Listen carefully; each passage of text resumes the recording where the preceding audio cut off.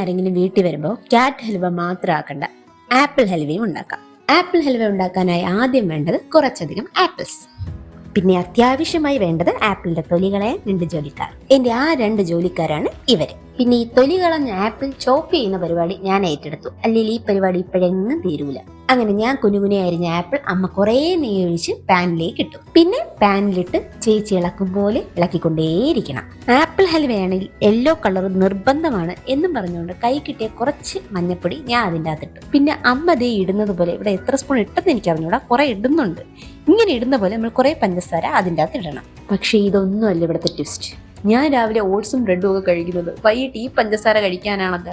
പിന്നെ പാനിൽ നിന്ന് ഹൽവ ഇങ്ങനെ ഇളവി വരുന്ന പരുവമാവുന്നത് വരെ നമ്മൾ ഇളക്കിക്കൊണ്ടും നോക്കിക്കൊണ്ടും ഒക്കെ നിൽക്കണം. പിന്നെ അവസാനമായിട്ട് കുറച്ച് മുന്തിരി, കുറച്ച് കാഷ്യൂ എനിക്ക് പേഴ്സണലി ഇഷ്ടമല്ല, പക്ഷെ ചേച്ചി ഇടാൻ പറഞ്ഞു. അതുകൊണ്ട് നമ്മൾ കുറച്ച് മുന്തിരിയും കുറച്ച് കാഷ്യൂ നെയ്യിൽ വരട്ടി ഇതിന്റെ മുകളിലേക്ക് ഇടണം.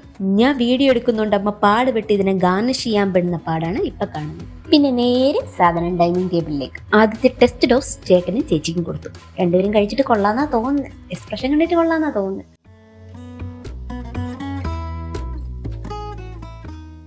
ബട്ട് ഇതിനെല്ലാം മുന്നേ ഇത് ചൂടോടെ എടുത്ത് ഞാൻ വിഴുങ്ങിയായിരുന്നു. എൻ്റെ ഒരു എക്സ്പ്രഷൻ കാണിക്കാൻ വേണ്ടി നോക്കിയതാണ്, പക്ഷെ നല്ല ചൂടായിരുന്നു. അപ്പം ഒരു ചൂടിൻ്റെ എക്സ്പ്രഷനാണ് ആദ്യം കിട്ടിയത്. പിന്നെ ഞാൻ തോറ്റു കൊടുത്തില്ല. കുറച്ച് കഴിഞ്ഞപ്പോൾ ഇതിൻ്റെ ചൂട് പോയപ്പോൾ ഞാൻ വീഡിയോ ഓണാക്കി വീണ്ടും ചെന്നിരുന്നു, തിന്നു, എക്സ്പ്രഷൻ ഇട്ടു. അതാണ് ഈ കാണുന്നത്. അങ്ങനെ ഇന്നത്തെ ആപ്പിൾ ഹൽവ ചാപ്റ്റർ കഴിഞ്ഞു.